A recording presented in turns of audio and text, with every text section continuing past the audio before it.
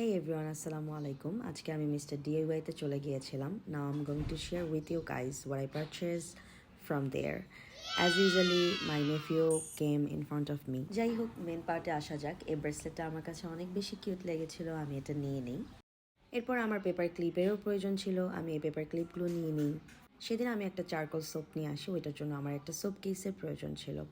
এই cute pink থিমের soap কেসটা আমার অনেক বেশি ভালো লেগে যায়. I don't know why. Pink things always come in front of me and I just end up picking them every time. Most interesting thing is that এটা আসলে ছিল একটা পিল বক্স. এটাকে আমি আসলে নিয়েছি আমার ছোট ছোট রিংগুলো রাখার জন্য অর্গানাইজার বক্স হিসেবে. আমি এই বিউটি ব্লেন্ডারটা নিই এটার কভারের জন্য.